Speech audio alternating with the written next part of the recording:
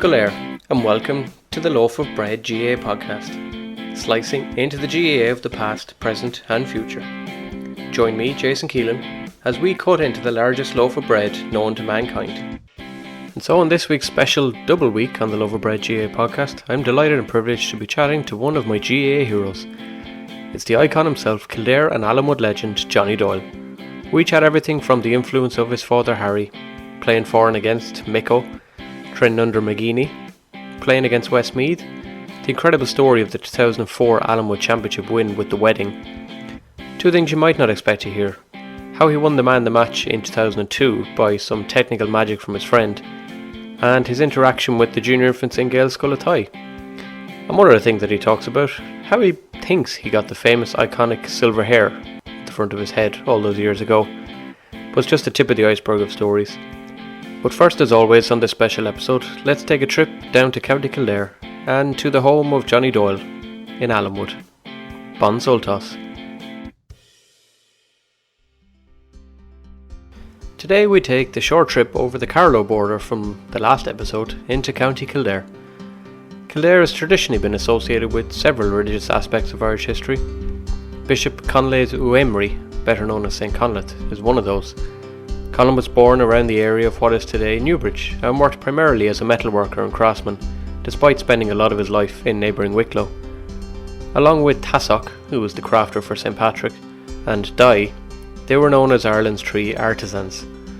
It was through the other famous Kildare person, Bridget, that Conlaith found his calling in professing the faith she bestowed on him, and would go on to found the Diocese of Kildare around 490 AD, and then became the Bishop of Kildare, the first one. Sadly, despite making amazing pieces such as different chalices and croziers, Conlaith met his own fate while beginning his pilgrimage to Rome in 519 AD after being attacked by wolves in the area. Ironically, in recent weeks in the area, the calls and plans have been made to reintroduce the animal to Irish wildlife. Conlaith's helper in the foundation of Kildare was Bridget, a woman born in Faughart in County Louth, but who spent her time mostly in the regions of Kildare.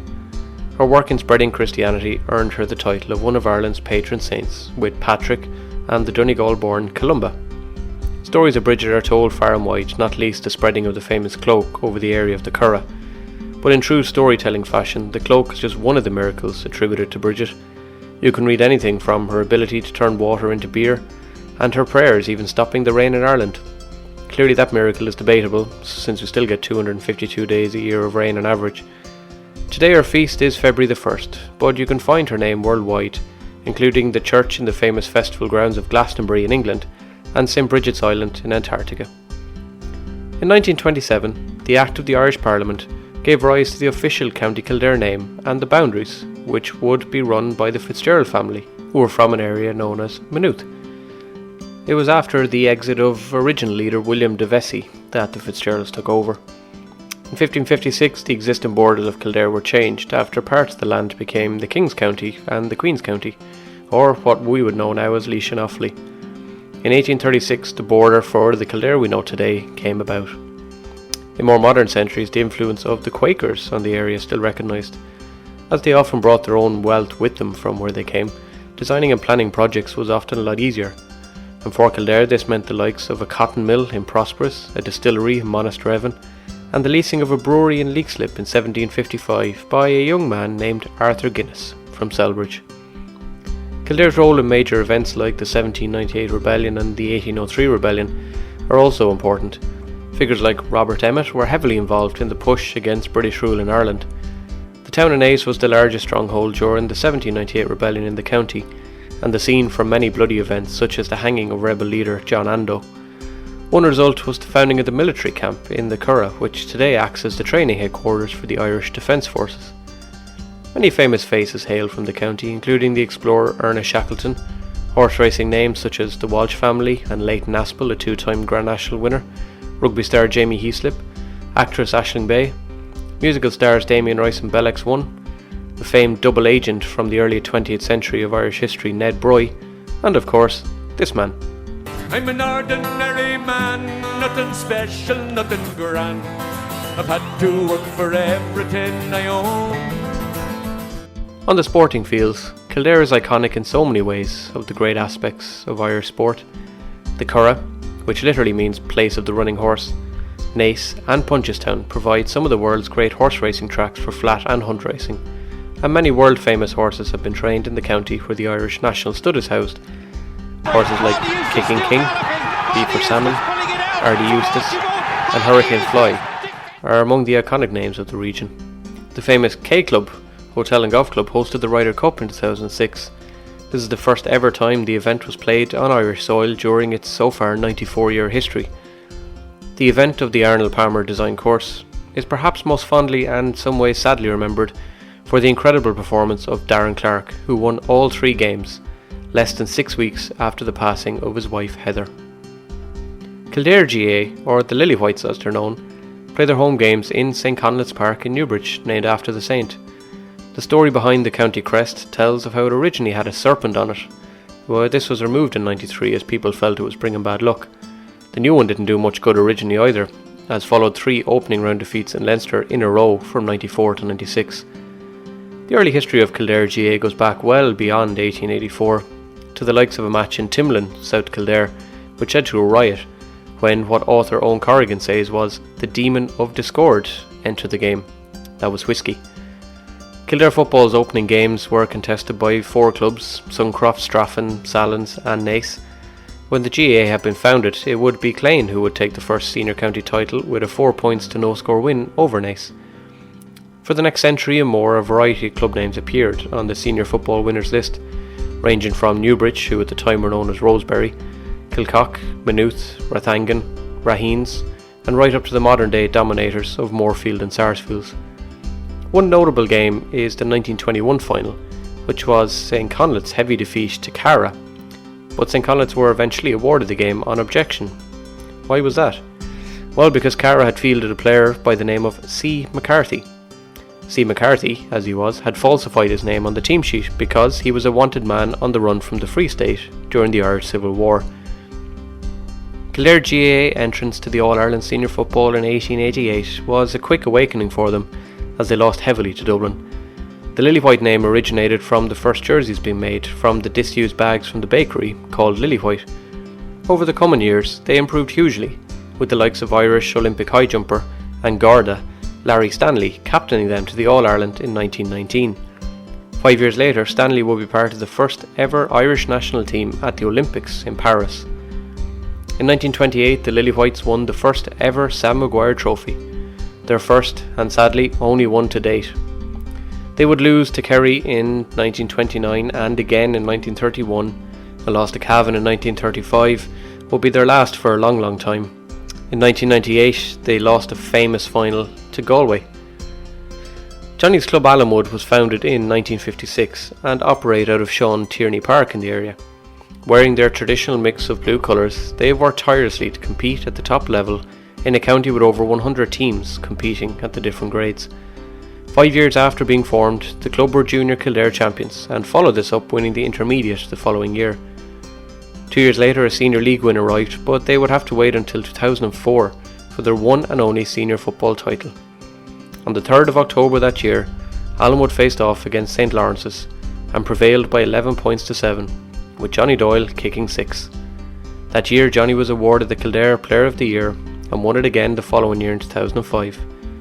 In 06, the Blues would reach the final again, only to be beaten by Moorfield, who went on to become the Leinster champions. At county level, there isn't enough time to talk about the career of Johnny. One Leinster title in 2000, one under-21 title, a 2010 All-Star Award and 2 championship top scoring seasons, among all his other accolades, are just small signs of what he has brought to the game. His retirement from the senior county panel in 2014 at the age of 36 ended one of the great careers the sport had ever seen. But in true Johnny style, he couldn't stay away for long, and in 2019 he made a return to Kildare junior football at the age of 41. But it isn't all about the accolades, it's about the commitment and the love of the game, and there are fewer who can portray that better than this man, GAA legend and Allenwood hero, Johnny Doyle. How are you, Johnny? How are you? How's the form? Not too bad. Nice to meet you. Good. Sorry, yeah, you too. Sorry, again, I don't remember that other photo being taken, to be honest with you. That's all right. Taken? It was. I think it was actually before the there was a fever pitch event on before, I think, the 2011 All-Ireland final. And Neil Delamere and some others were at it. But my sister-in-law... Oh, yes. Yeah, my sister-in-law, Sinead, is the insurance manager for the GAA. So I think that's how I ended up at these kind of things. So, you know yourself. Very good. Yeah. How's all in Allenwood? Yeah, you're grand. Grand, yeah. Should be looking for sitting tight, hoping that we'll have an announcement of some get back in some sort of training, you know. Yeah. No, if it wasn't for COVID, I'd be down your way. A lot of family live in around the area. My best mate lives down the road as well. So my uncle's in Prosperous there. My aunt and uncle are in Prosperous. Another aunt and uncle in Naas, Ballymore Eustace, outside Johnstown Bridge. Half my family emigrated there. So yeah, that's it. Yeah. No, I won't keep you on too long, and I'll try. I know you've been on loads of podcasts and different things. So I'd say people are nearly fed up listening to me. I'm nearly fed up listening to myself. No, I'll try not bore the shite out of you if I can. So you're all right. You know yourself. The kind of same things that I ask at the start of all of them to all the different people I've had on are kind of looking back a little bit. So I know your father was the manager of the team in 1990, the intermediate team. Was he your biggest influence at the time, or? My dad played on that team. Or played in it, I mean, yeah, sorry. He so I suppose my background into GA is, I suppose, like everybody's, you were brought down at a young age. My dad was involved, obviously player, he was involved committee level, and would have been big in any development that went on. You know, our club is a relatively young club. It was formed in 56, and it was formed, I suppose anyone in the area would have played with Ballyteague, which would be a neighbour club in the parish, and some would have played would have went on and played, you know, a bit further into Clane and stuff like that. So the ESB came to Allenwood and Bournemouth were the two big employers, and there was a guy, Frank Hart, who was manager of the power station. Frank was a Sligo man.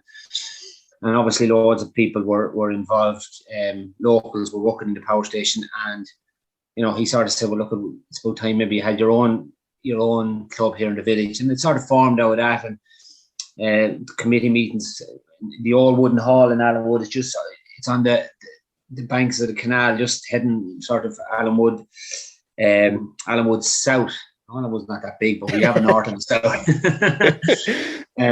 And the old wooden hall, and then they would have went to play matches in Lullymore, which would be heading back towards McNally's Field, which was again up heading back towards Downturn. So I suppose that was a big thing, you know, to form. And I remember hearing the stories of the lads went into the county board to put this new club together, and it was commented somewhere within the county board. Now, I don't know whether this was true or not, but the comment came back that it won't last long. So it's only another pub team. And I remember when we did win the championship in 2004, there was one of the I suppose he was there played in some of the first teams in Allenwood, and would have went on and played with Kildare and Leinster, Joe Doyle. And Joe was a very prominent member of the club, and actually his son, young Joseph, plays with the Frames, plays bass player for Frames. Wow! But Joe wrote a poem and recited it, and part of the poem in one of the verses. Now I have it here somewhere, but was mentioned about going to the county board meeting and another pub team, and we're not a pub team tonight. It was a bit. So that's brilliant. That was sort of where the club started, and you know, I think, and there's probably loads of people who tell me different, but I think we sort of a unique thing here in the parish. We've 4 clubs in the parish. Milltown is back towards Newbridge, would be one end of the parish. Now, it's a reasonably big parish, but Allenwood, Robertstown, and Ballyteague, they're nearly in a triangle. I think there might only be a kilometre and a half as the crow flies to be in the middle of any of the 3 pitches. So they really are on top of each other. And you've Carberry one side, you would have Cara there in Prosperous, the other side you'd have Kevin's heading towards Kildare, and so a lot of clubs sort of around us. And you know, we would have played all our underage as an Afina in a parish underage team, and then obviously when we got to 21s, we went on our own as senior level. So that has changed now. I suppose more people coming into the villages of Robertstown. Milltown are on their own. Robertstown now play with Cara under Newtown Gaels, and we play with Ballyteague under Aylmer Gaels. Okay. So that's sort of a bit of history of where we're at the moment. Yeah, and you mentioned as well. I just have to, while I think of it, actually, you mentioned the 04, the championship victory with Allenwood. There's a great wedding story behind that somewhere, isn't there?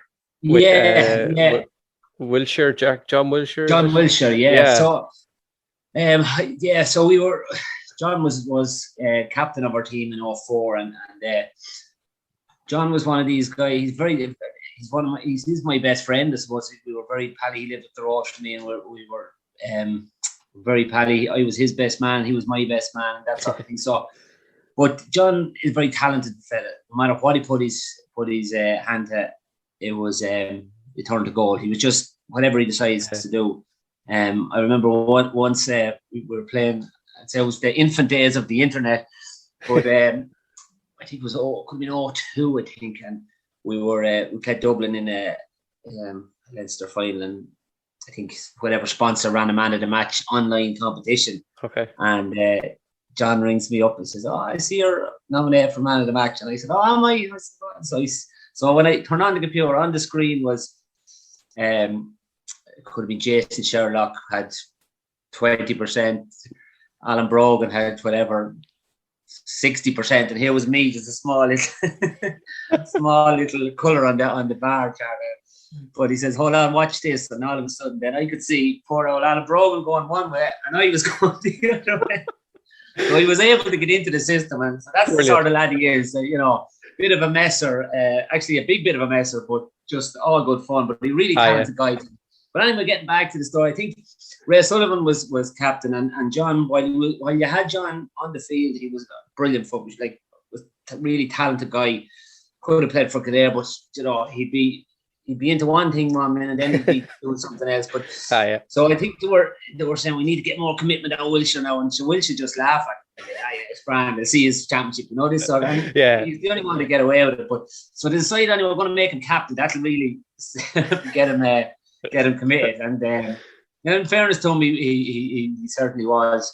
But that was and then so we were going through with a bit of a stop-start championship, and anyway we ended up getting out of the group. There's a group of 4. We get out of the group with 3 points. We'd 1 win, 1 draw, and 1 loss. So we were dependent on other results and points scored and scoring averages and all that. So we got out of the group anyway, and we kicked on. We won the quarter final. And we were drawn in the semi-final against Sarsfield. So we couldn't get over. They were star-studded team. They had Dermot and Co. Dermot Early, Dermot Early and Alan Barry were in the middle of the field, and they'd be Kildare midfield at the time.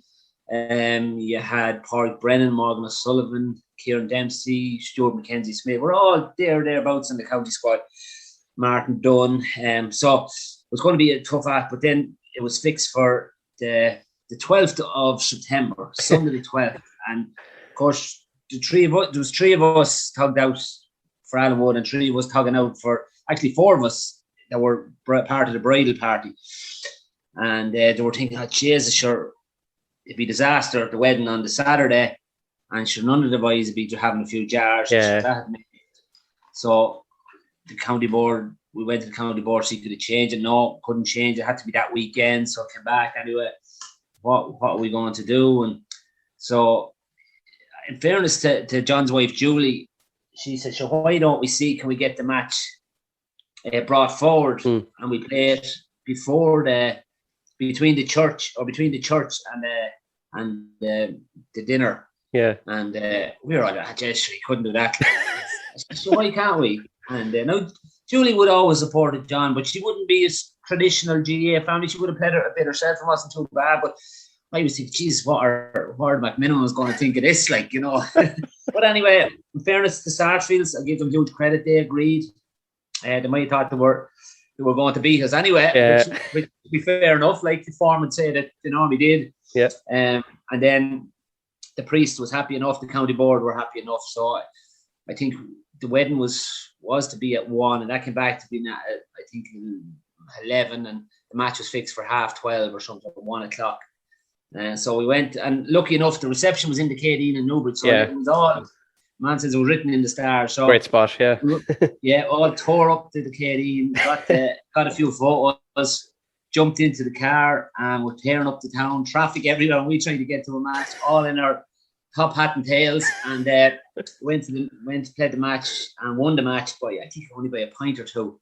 It was nip and tuck, because it would have been, to win was a real fairy tale. And, but we had decided as a group, the night before we met, and obviously John wasn't there, we decided regardless of what happens here tomorrow, we're going to go and going to have a really good, which deserve not to be moping around into our pints. We're going to go and have a good evening. And the next day we was a bit of as these things do, there's a bit of a party in the local. So, but yeah, we went on and won the game, and the bride, Julie, and the bridesmaid all arrived in, and in fairness to the county board, they rolled out the red carpet and a bit of champagne. It was brilliant. That's class, yeah. And into a county final. So a great story, but and look at it.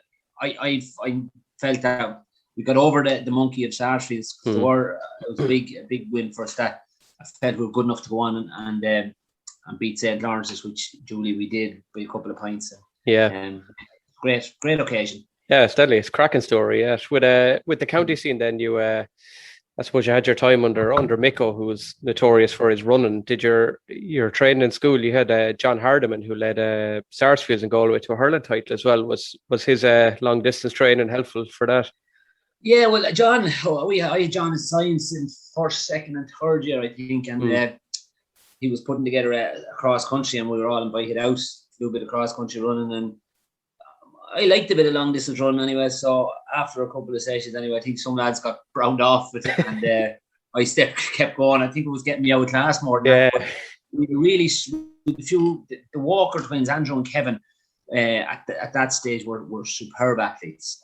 Like they'd be winning those cross countries, Andrew would be first and Kevin would be second or third, and vice versa next. So with a team event, you're getting first and second. The other few of us could do what we wanted, really. We could be right back to field. But Paul Archibald was on the team. He's a really good, I think he's still heavily involved in Newbridge Athletics.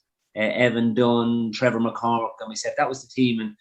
And we took it seriously enough when we got going, and we used to train. And remember, the Walkers' dad used to do a bit of training in the Curragh with us, and it was a real eye opener for me because while football training, the athletics was at a different level. Like you'd run across country, and then you'd spend the next 2 kilometers afterwards warming down, which I see warm down in the car going home. There's no other stop.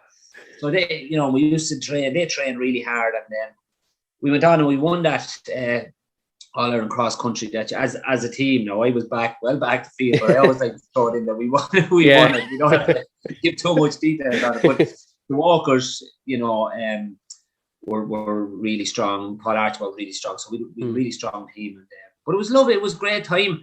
It's funny when you're involved in coaching as I am now, and you think about the benefits of other sports. I did I played a bit of soccer, played a bit of hurling, wasn't much good at either. But definitely the cross country was a big part of and it was that, and I did a bit of boxing with Royston Social Club in Newbridge, and they really when you even see now, when you think of the way training has changed and what you can do with young lads now. I mean, at 12 years of age, I was lying on the floor of a boxing club in Newbridge, and they were dropping a medicine ball at my stomach. At 12 years, if you imagine you did that in the GAA field, you'd be absolutely the guards. You'd be up a court, yeah, and like stuff like I was always very light, still am light, but I remember going running, and people, you laughed. There wasn't a pick on me, but I remember maybe at 13 or 14 years of age having to put a black sack over me, running down the town to jump into a steam room to run back up for the weigh-ins to lose maybe half a pound to make the weight. Jeez. And at 14 years of age, it's like, but nobody batted an eyelid at. It's mad. Like when you think of some of the endurance other sports, and we are very, and I don't get me wrong, it's great. It is about enjoyment, but it's no harm to push people to a little bit, from a discipline point of view, and and even from a point of view of you want something regardless of it's sport or life, you got to work hard for it, and there got to be sacrifices. Sometimes I think we lose that a little bit. Like it's great to have fun, of course it is, but like anyone that plays a sport, there's no fun in training where you're pushing your body to the limit. Like there is no fun. The fun is maybe getting through it and having a bit of crack in the dressing room afterwards, or and sneering someone for getting sick, or that 10 minutes after a game when you win by a pint and you're not supposed to. That's the adrenaline thing, So, certainly with John Hardyman, that was John was a really good guy. Obviously he was big involved with the GAA, but he was great. He was great that time. He was great for us. He just pushes that little bit, but organised everything, and he was really down to earth. He was nearly like you could really call him John in school. That sort of guy. And everyone loved him in school. It was great. When you was life under Mick O, was that a tough one, and then when you came up against him then in 2003, was that a strange one? Yeah, it was tougher in 2003. I suppose again, like when I was,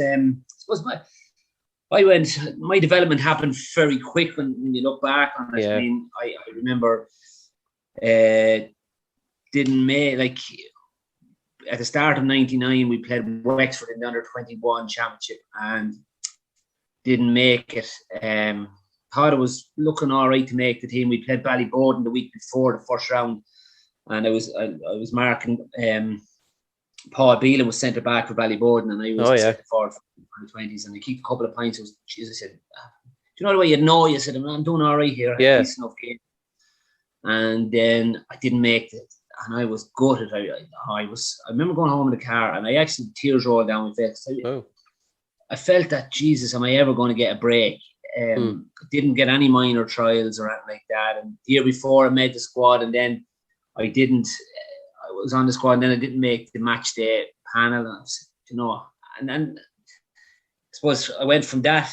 We beat Wexford, and I started the next day against Westmeath, but went from there to that was sort of February time, and then by October when the National League started, I was playing for the seniors. So very short space of time, I was feeling sorry for myself for not making the 20s to start National League games. So it happened very quick. Yeah. Now we got to a county final in between, which probably gave me a little bit of a platform that Mick O and Paddy Byrne and John Doyle saw something that might be a bit of potential in this guy.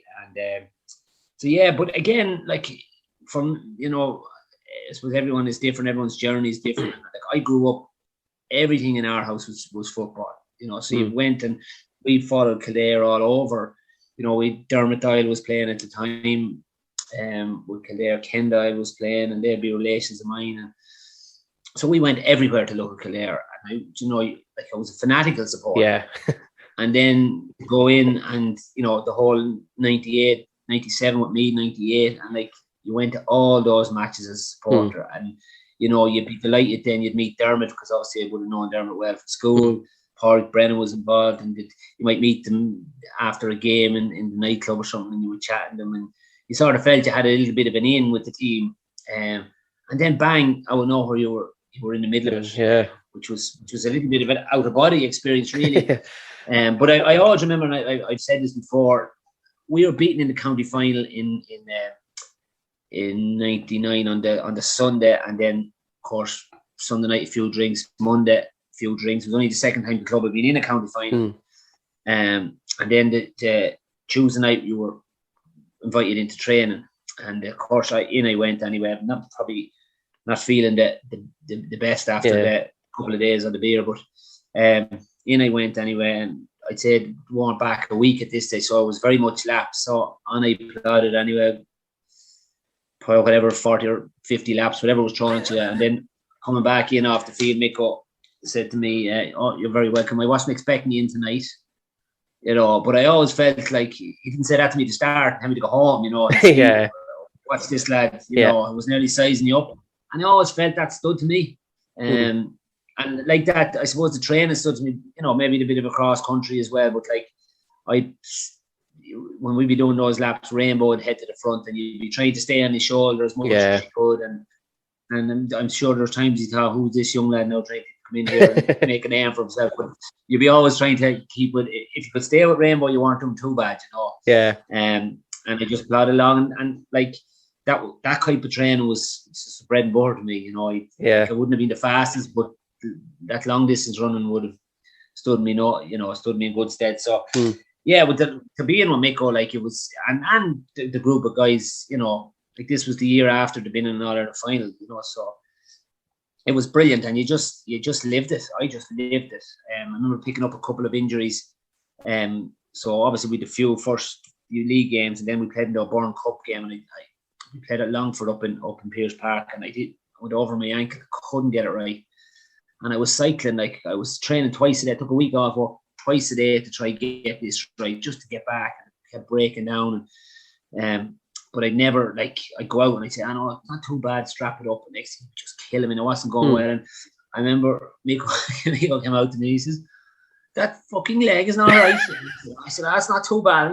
I tell you, go home now and don't come back in here till tonight. And I was devastated, but anyway, I came back. I didn't go home. I came the next day as well, and got over it, and I never looked back really. Yeah, that's your impressions of Mick are spot on. I can't argue with those anyway. So yeah, I did David O'Shaughnessy on. He didn't do any impressions of Paddy, so I'm kind of disappointed. Right. I should have got him to do a few. Do you remember playing? Do you remember playing against Westmeath in '99? I think in the under 21s. Yeah, I do. For a few reasons, we played the first day in Newbridge. Yeah, and, then you came down here to Mullingar. Leslie Hogan got sent off early in the game, and I had started wing forward, and I went back a wing back, which I would never played a wing back, even with the club. But it was the same day my grandmother, my mother's mother, Granny Moore, was buried. Wow. And so she lived in Kilmig, the village, which was just up the road from us. It's only about a mile from my home place, and she was a big part of our lives. Obviously, with anything that was going on, you were brought down with your ma. But they owned the post office and the groceries, and it's closed now. But at the time in Kilmig, and so we were. Anytime you go down to your granny's and she's a shop, you didn't do too badly out. So we were very close. She came on holidays with us and stuff like that. And I remember thinking at the time, we met the Friday night, and there was two of the selectors. One was from my club, and the other was from Ballyteague, and they were saying, "How's your gran?" And I said, "Look, I don't know. She's not good." And but then she passed away, and I remember saying to my uncle who lived at home with my granny, I said, "Look, what do you think?" And she said, "Your granny would be very proud of you to go out and make your debut with Kildare." She was a Roscommon woman, but loved the football. Yeah. So I went and I played the game, and we drew. And then obviously down to Westmeath, we went to extra time. Yeah. And I remember Colin Riley missed a free just to win it for us. Paulie Brennan had gone off injured, who would have been our free taker, and went to extra time. And then I'd say not 2 seconds into extra time, we won a free from nearly the very same spot that Colin had missed one, and Ty Fenn put it down and set it straight over the bar. You're like, oh, yes, it's one of these days. But yeah, I don't know what we beat by a couple of points in the end, I think. They went down and won it. Yeah, we were left thinking what might have been. Yeah, no, I just wondered. It's kind of I suppose we don't have a monstrous amount to cheer about down here in Mullingar and Westmeath. So yeah, it's the 99 was a big one for us, all right. Yeah, that was a big one. Yeah, and that team probably would have been the springboard for all four as well. Yeah, it was a massive amount to them. When you mentioned Mick O as well there a second ago, just, I got a text actually off my old secondary school vice principal now. She was my German teacher. She's Aisling Ryan Martin and Mick's brother or Mick's sister. Oh yeah. And she said that Mick O didn't take too well to Michael and dropped him in '97, and she was wondering, had you any insights into that? Let me think, Mike. I don't. I know the two boys well. I played against them, two really good footballers. Of course, their father was won All Ireland's with Offaly. That's right. Yeah. Mick Bryan. I've no. I don't. It's hard to know why that would be, but Mick's mind works straight at times. Just anyone maybe that thought they were not saying Mick Bryan or the Ryans thought they were, but if you thought you were in a comfort zone or anything like that, all of a sudden then he didn't mind, pulling a rabbit from a hat or throwing a lad in. He was good at that. You might need me going well at train, but sometimes he used to have a say that you won't learn to swim standing on the canal bank. He'd throw you in there, and, which is, now it's all about how you're performing in training, and you're not showing any form, and just couldn't start. And sometimes, some of the best lads don't go well in training, but by God, when there's a match, to get to another level. So I don't know. I don't know why. Okay, I'll was it Martin or Michael Ryan got dropped? Michael, I think she said Michael. Yeah, I'm pretty sure it's Michael. No, I'll say that to her anyway. So when Kieran McGeeney came in, I know they're like chalk and cheese, I suppose, in some ways. With Mick O, I know you've talked about the time when there was an A and a B game in training, and he put you on the B team, and you had to go with him. When you look back now, once I had a go at him. You didn't have a go at him, yeah. But the only one, if there was a goal to be had, there was only one. Yeah, you're up against an MMA man, I suppose. Yeah. Question. Well, see, I suppose that when Kieran came in, I was 30. Yeah. So I had a bit of experience, and probably, thinking, am I getting towards the end here now? We've gone through really hard years, and but Kieran obviously coming in, just whet the appetite for everybody. Yeah. The fact that he'd played the year before, and he would have been seen as a massive part of that Armagh setup. In many ways, the on-field manager, really. Yeah. So he came in, and you learned very quick that he was very serious about this. And some of the stuff, some of the training was different from Mick, but it was tough as well. And it did, he'd find the bottom of you very quick if you weren't. I remember one day. We were in the Curra gym, in the army gym. We have to be doing circuits or something. This is very early on, and he lined us all up against the wall, and you had to go down on the hunkers, and the way your quads be killing you. And he was going up and down. Who's going to be the first to fall? Who's going to be the first to fall? And he said, obviously, one. I don't know who went first. As soon as one went, next it was like dominoes. Yeah. But it was. He sort of got onto us then and said, "You were just fucking happy enough for the first lad to go, so you wouldn't be first." How many were thinking, "Oh, I want to be the last lad to go"? I was just trying to get in the mindset of it all. So that's where he was, and he pushed us. He pushed us hard, and but that time you're how we were playing Donegal, and I remember we were training down in St. Lawrence, really wet Thursday evening, and I said, "This is not, you're getting it. This is not looking well." So I approached him, but he gave me the answer fairly quick. He said, "You're sitting in the comfort zone here, Johnny. If you want to progress here, you got to get out of that comfort zone. Yeah, and you got to push hard." And it was probably what I needed at the time. Yeah. When you look back on it, do you think was he nuts or? No, he was very. I wouldn't say he was nuts. He was very driven, very driven, and and would expect. He always would have been maybe hard on the older lads as well. Sometimes didn't sit well, but he would push us. He'd always say, you have leaders and followers, and if I can, if the leaders are not setting the standards, the followers won't follow. And he would have obviously identified a few of us as leaders, and he'd be really hard on us. And so sometimes you didn't like it, but if you had a problem, you could say it to him, and it wasn't held against you. That's the one thing I always liked about Kieran. You could have really hard conversations with him, and hard conversations. But if you were willing to give it hard, don't be surprised when it comes back hard at you. Okay. So, but you appreciate that, and you got honesty, and it was like he just didn't do bullshit. That was the big thing. He just didn't do it. Sometimes I think he probably should have did it, but it just wasn't him, and he didn't try to be something he wasn't. Yeah. I'm jumping ahead a little bit, just kind of thinking of it. I asked Chrissy McCaig this as well when he was on. Was there, because he was on an international rules panel as well? Did you find much crack in the international rules? I know you came in for Aidan O'Shea when he was injured. Yeah. I did. No, obviously we didn't. There was no. I didn't go on an away trip. Yeah. Which probably might be different because you were really in each other's pockets for long periods of that. For me, look, I was 36 when I played the one game I played. Yeah. I enjoyed it. I enjoyed being involved. I enjoyed meeting other lads. Different lads I would have got to know, and chat to, which I wouldn't have got the opportunity. Would I say it was brilliant crack at the time? Probably not.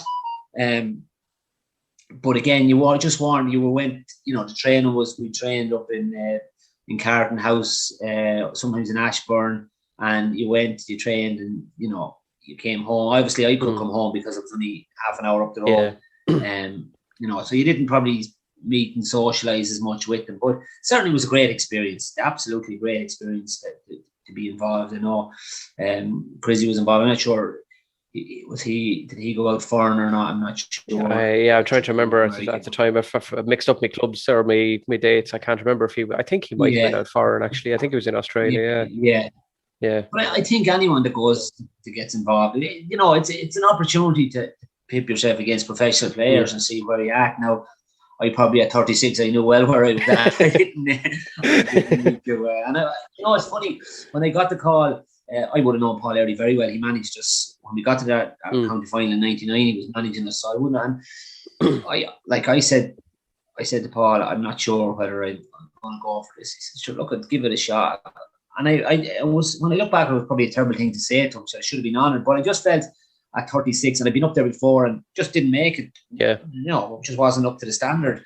Maybe the game didn't suit me or whatever. But then I remember coming in and I said to Siobhan, and she said, "Why don't you go? She's not to lose. Go up and have a look. She'll meet a few and see what's going on." So I did, and I was glad of the opportunity. Then it was great to say you did put on the green jersey, and even if it was only the one occasion, Yeah, that's brilliant. Yes, the last few questions I have, there's kind of they could be short or long answers depending on how you want to answer them, I suppose. The toughest player you've come up against that you can think of, since you've had such an illustrious career. There were so many tough players. Like, there were so many. I always felt, the players that I had to worry about driving forward were the ones that really, you have to be careful because you end up marking them. Yeah. And like some of the lads I would have marked there, like Finbar Cullen from Offaly, I would have played on a couple of times. He's a really tough player. Would have played on Sean Marty. Lockhart was a tough player. Like, Glenn Ryan was as toughest player you'll ever mark. But, led on him in against the club, and A and B games, or backs and forwards. He was a tough man. He'd go through you. But Tomas O'Shea was probably up there as well. Tomas, because he'd be driving forward, and you end up chasing back him, and so they were tough. So it's very hard to put it down to any one. Yeah.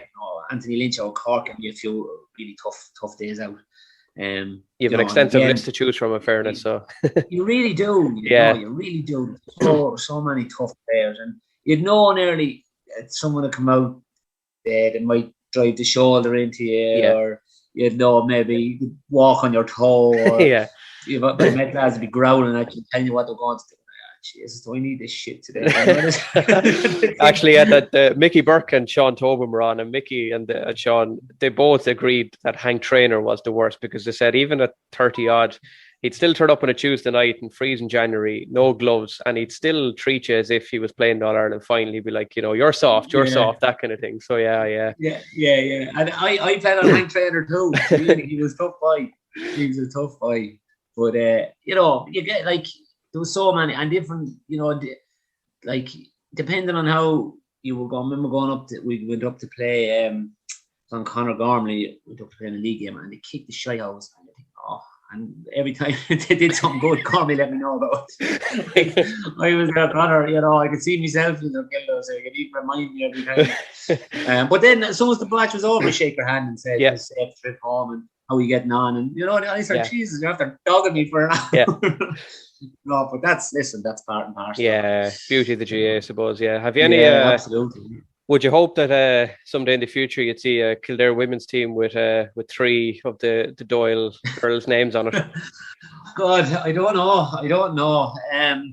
They're all playing a little bit now, give or take. The twin girls, are and Amy, and they really sort of enjoy it. Sarah. Her cousins in the same age group, and I think they go over the chat. And if it was a cartwheel competition, she'd be an All-Ireland champion. Yeah. She's in the middle of the game, and she'd be doing a cartwheel like that. Yeah. Sarah. But look, I bring them down for the social side of it as much, and they do enjoy it. And God, sure, look, at whatever they go do, you'd like to see them doing their best at it. I'm trying to keep them away from feshes and stuff like that, because it means I'd be spending the Sunday sitting in a hall of Irish dancing, which if they're going to the GAA match, I can go along and bring them in, happy enough. No, that sounds good. But look, whatever they do, they like a bit of singing and stuff like that. So listen, who knows what's ahead for them? But once they go and they give it their best, and I always like them to be involved in a team sport, whatever level that is. Just when you're going out and you meet different people from over the all over the country that you might have played against. Or and I remember one night we were young and we were out in the famous nightclub on the edge of the Coronajinskis. And there was a small bit of a bother starting, and I remember two lads from Moorfield, would have been a couple of years ahead of me in school. They all right here, Johnny, and I said, just lads, stay with you, are there for a minute. They sort of looked after you, because I would have known them through football and stuff like that. Brilliant. So I always felt that was good. It was good to have. The lads that go through you on the field, but they always had that respect off the field. So I think it's good for anybody to be involved in a team sport. Yeah, no, it's brilliant. Yeah, just while you mentioned it, I know at the very start you mentioned Ballyteague as well. Davy Burke was on a few weeks back and said we were chatting about Jimmy Hyland potentially. He was saying it could be one of the ones to look out for, who going around to club matches and stuff. I know we haven't in a long time, but who are we to look out for on the Kildare scene, do you think, coming forward? We see there's so much talent in Kildare. Like I could list 100 different lads here, and you'd leave lads out that could come. The potential is huge here, absolutely huge. There's some brilliant footballers. Like you mentioned Jimmy, and I know Jimmy very well. He's only down the road there. He'd be very close to me here. Just great young lad. We have a couple in our own club. Darren Malone is, he broke onto the senior squad there now. He played a couple of games, and he's just finding his feet, but a really good player. And there's another guy, Owen Bagnall. He was with the minors that won the Leinster not last year, the year before. Really talented there, great free taker, and just has this. He's one of these players that when he gets the ball, he makes something happen every time, and he never looks like he's sprinting. He just glides and just once the ball in his hand, he's just gone for goals. He's an exciting prospect in our club, and has the potential to be very good. Young Aaron Brown over in Selbridge is really strong. There's some really good talent here, but again, it's for whether it be clubs or getting involved in counties, they have to push them to be the best versions of themselves and get the best out of them. And sometimes, and like when you look at everything is very scientific at the moment, and rightly so. You have to look after your body, and fatigue and all that. But I always be reading different stuff about the sports science side, and then I just throw it back. Imagine saying that to Mick O Dwyer, like, holy divine, he'll send you home, run till I tell you to stop. Yeah. And if you're hurting, just keep running, Yeah. Yeah. I remember one time Terry Rossler. Terry was really a class player. Came on today. He was on that panel. He didn't make the team in 2000, but Terry would have been only 18 at that stage, And fantastic footballer, brilliant off left and right. But he came in. He was after breaking his thumb in the match, and he came into training. I think that could have been at the weekend with school. I don't know. He broke it anyway, and he came in. He was only after getting into a plaster of Paris, and he had it in a sling, and he came into training. And he, of course, went over to Mick, expecting Mick to say, "Oh Jesus, Terry, what's happened?" And Terry's nothing. And Terry said that. They go, obviously I won't be training tonight. You have to get me. That won't fucking stop you running. You had to shut out. Like dead serious. Or now, Jesus, like if you said that to an 18-year-old now, you'd have the parents on straight away. You'd have to, so it's mad the two extremes, and I think there's something. Obviously, you can't be too extreme, but like they're somewhere in the middle for me anyway. Science might tell me that. But I definitely agree. I suppose. I've been a primary school teacher as well and training. The kids. I remember the same thing. Kind of the teacher would, you'd be thrown out of the pitch and you'd fall over. You'd be told to get up, whereas now it's fall over and I have to call the ambulance nearly. Because they're used to seeing the lads on the soccer falling over and not getting up, and that's what you're up against. So there's and you see, I suppose everyone is different, depending on your home. And some lads, you couldn't drag them off the field. Just pride themselves in be playing, when they're injured and stuff, and just it's nearly a bit of mind over matter. So look, it's like everything in life. There's always a balance. Always a balance. Yeah. I've I have one last question. Then there's a little quick fire round to do with all the guests. If you're happy to have a go at it before I let you go, I won't take up all your evening. So the last, you're all right. Actually, there's one question. Then one other thing I just have to throw at you that a friend of mine threw at me. So the last question is the vital one that I ask everyone. There's there's a table for this. Have you ever won anything in the Allenwood Club Lotto? No, I haven't. Okay, unfortunately. I think it's every week, but I haven't. That puts you in the massive category because there's a very small elite group of Zach Muradi and a few of the girls in Cavan, I think, have actually won a few bits and pieces. So you're in the majority. No, so, never. Yeah. I think I might have sold one or two. I wouldn't say big winners, but a couple of winners. But no, never. Never won. And I remember when I was younger that you think back, we used to have Christmas bazaars back in. I'm an 80s child, right? So you had Christmas bazaar, but I remember getting the strip of tickets for whatever 50 pence at the time. Yeah. I was very young, but up on the stage in the old hall in Allen, all the prizes, and it was everything from toys to teddy bears. There was food hampers, everything. But the top prize was a turkey and ham for the Christmas dinner. So. We were coming for the spot because I had my eye in this truck right up at the top of this lovely truck in a box of open truck. And first one pulled out whatever salmon colour ticket, first prize out. And I couldn't believe it. I had it. I was delighted. I was looking. So I went up and I said, I'll have the truck. I said, no, you want the turkey and ham. I said, no, I don't want the turkey and ham.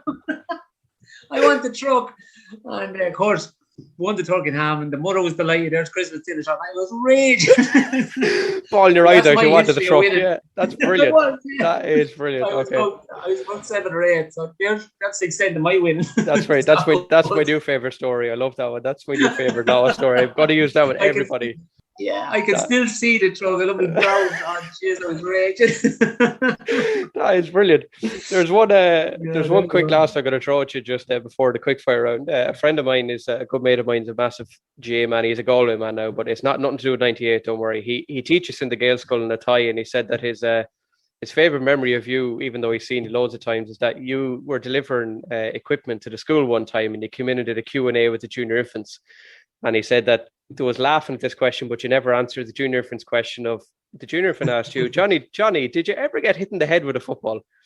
So, Johnny, I'm asking you now that junior infant is still waiting for his answer. Well, I actually got hit in the head with loads of stuff. So people often ask me, about this white patch on me. And this just arrived one more, the white patch. And I never said it to Danny Mulville at the time. Danny, what's the story there? How is it? Imagine if you're going to go grey, you're going to go grey all over. And he says, did you ever get hit on the head? And I said, you know what? I got stitched here. I said, we were thrown in turf at home years ago. And a neighbour up the road was thrown in with us. And we were sort of slagging. And we were throwing mull or whatever. And he picked up a sod. He was a young lad and threw it. Not me. He struck me straight up in the head. So he reckons that it damaged nerves and the hair didn't grow. Okay. The hair is all dead. I don't know whether that is. So I got hit with turf as well as footballs for our junior infant in the tie. So. Brilliant. I'll pass it on to them. That's brilliant. Yeah. The quick fire round then is just you can one word answers if you want, or you can throw in. It's up to you. So some of the girls and some of the lads that had on were like, these aren't quick fires. Taking me hours to answer these, but hopefully they won't be too bad. So the first one then is your favourite ground you've ever played on. At Crow Park. Your least favourite ground. My least favourite ground. Gee. A lot of people had the back pitch or their rival club or yourself. Yeah. Well, do you know what? The back pitch and I mightn't like me saying this. Well, it's changed now. The back pitch in Clane. Okay. I remember coming on to play a junior match for Allenwood, and I came on, we were playing against the wind up the hill, and I was in corner forward. I never even got it. Ball never come up near me. I never got touched that. So that left a bad memory, bad taste in my mouth. So okay, give that the vote for that one. Deadly will take that one. Would you be hand pass or drive it long? Gee, that's a good question. They'll slag me now. The Allenwood lads will slag me, you know. They reckon I never heard of 1-2, just saw them. I always say I just cut out the middleman. So if I say drive it in, they'll be saying, "Oh Jesus, when did this happen?" You know. So we go hand pass for that one. Okay, good stuff. Nowadays, if you're watching the game, do you prefer seeing the short kick out or the long kick out? Probably the long kick out. You know, you like to see traditionalist. You know, from the contest and the high feeling, of course. You know, it's a great skill, and that's as a supporter. Obviously, when you're a player, you want to hold on. Yeah. So the long kick out, you'd like to see. Okay. It brings out the best in the fielders. You know. Good stuff. As a supporter, eventually someday you'll be a supporter. Do you prefer the tea and ham sandwiches from the boot of the car or the pre-match pub? Oh, sure. I was reared out of the boot of the car, so we'd have to stick with that. You know, going to matches, you'd have the flask of tea and the sandwiches, and you'd be behind. I don't know how we managed. We used to go all the time. My dad, and there was a couple of lads. One bachelor farmer, John McNally, who he did all the driving because he was a teetotaler. Right. But no matter what pitch we were last out. We had to be last for some reason. We talked to everybody, and then we'd get home. You know, we could be in Tyrone or up in. I remember going to Ballinascreen one day. It was bulling frost. We had everyone. You know, I said, "Jeez, lads, we haven't got home." You had a turkey and ham to cook. That's why. Yeah. And, the old sandwiches didn't more light on the old turkey and ham. Oh, brilliant. You have a choice of one for the famous GAA one: hats, flags, scarves, or headbands. You can pick one. Hats, flags, flags. I always had the old flag as a young lad. Lovely. Any pre-match rituals that you do? I always, for some reason, and I'm not superstitious in any way, but I always wore Allenwood socks under my Kildare socks. Always. Brilliant. From the start to the very end. Why, I don't know. But didn't know that. That's a cracking one,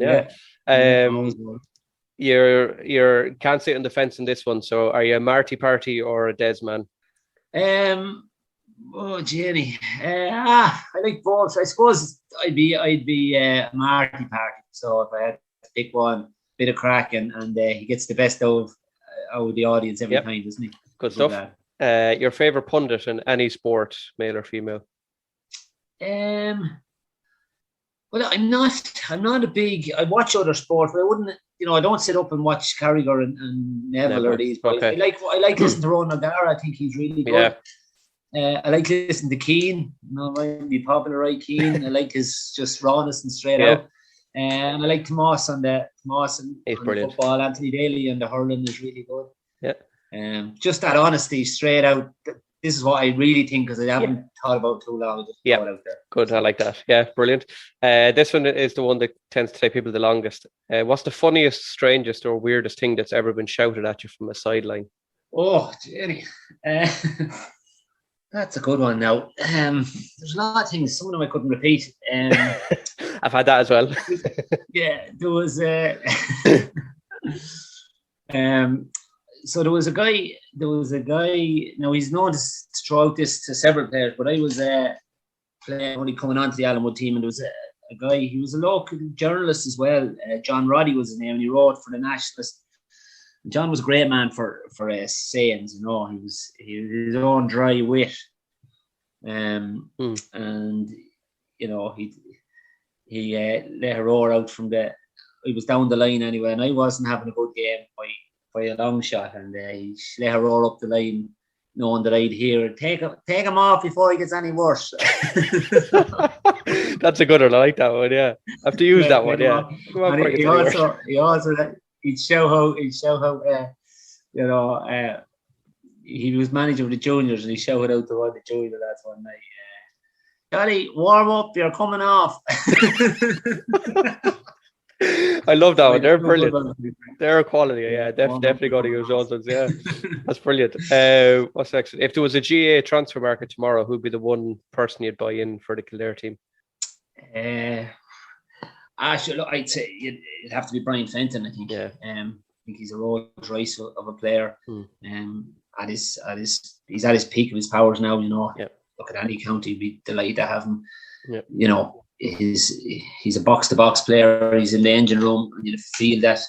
You know, regardless of how the game was going, he could dictate. There's loads of good forwards you'd love to have, but you'd be depending on how the game was going. Yeah. Where you'd imagine just so he'd be probably the one you'd look to bring in. Brilliant, yeah. Studs or moles? Moles. Yeah, moles most of the time anyway, yeah. Okay. Yeah. Sweeper or no sweeper?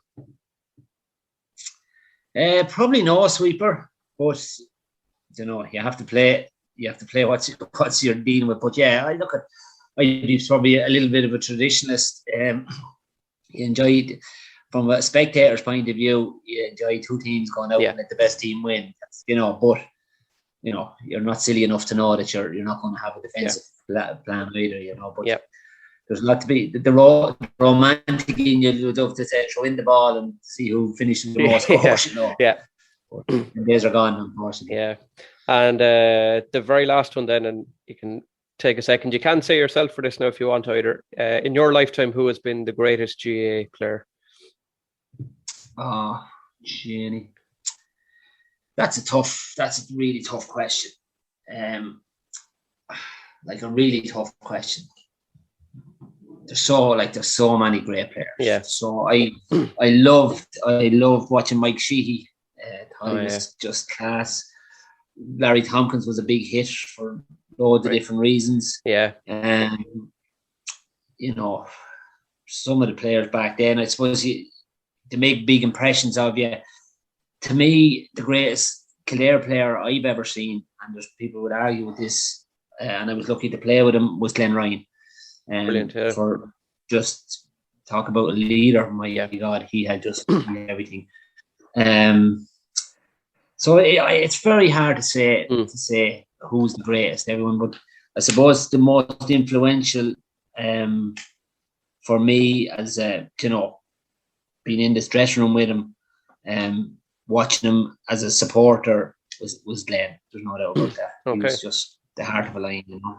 Brilliant, yeah. People would say, I wouldn't make my 60, you know. You look at, there's so many cannibals. Oh, I know, yeah. The Gooch was brilliant. You know, there's so, it's you know, and like if they voted and everyone in the country got a vote and whoever came out on top, loads of people would argue. Yeah.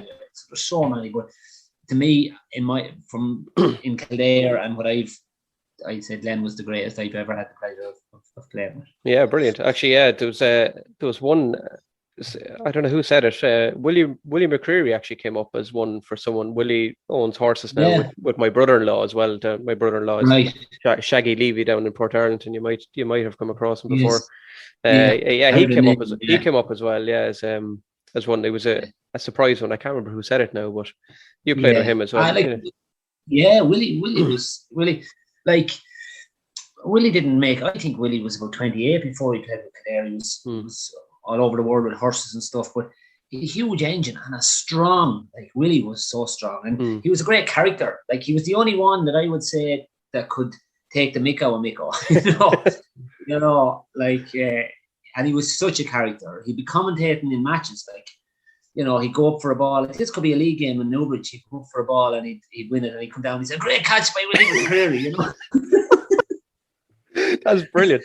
Like, and I remember he saying to Kieran Whelan, he was after taking the ball off and passing off, and he says, "Look at the line, they're warming up." I was down home. "You're gone, Whelan, you're gone. Look at them, they're warming." In the Leinster final, like he was great, brilliant. Great crack. Great. Yeah. That's quality. John, look, I have to say thanks so much for giving up your time to come on. It's been as they always say, you should never meet your heroes, but it's great for me to meet one of my GA ones who I went to Croke Park many times to see. So look, thanks so much for coming on, and I'll probably be releasing this in a few weeks. It's a special episode for the first series, so I couldn't put it out on its own. It has to get a special place, you know yourself. So very good. Yeah, but I hope all's well down Allenwood, and when all this is over, I'll probably be driving around your neck of the woods down to my mate's house soon enough, hopefully. So Brilliant. Well, look, hopefully we'll be back playing. I'm determined that this COVID is not going to retire me. So yeah, I know, definitely. Get back there. Listen, thanks for inviting me on it, Jason. I really enjoyed the chat. You're grand. Thanks a million, John. Yeah, really appreciate it. And I'll talk to you again soon. Take it easy. Okay. Thanks, John. Take it easy. Good luck. Bye-bye. Right. Coming up next week on the Loaf of Bread GAA podcast, we cut into our next slice. You know, I started for the games, the Scottish game stream's got to start. Yeah. Because we put out our B-side against Scotland. Yeah, exactly, yeah. So, yeah, look, Jesus, obviously, if I could have given the pass and stayed on the field, I would have loved it, but I was as happy as any Irishman that, you know, nice one, yeah.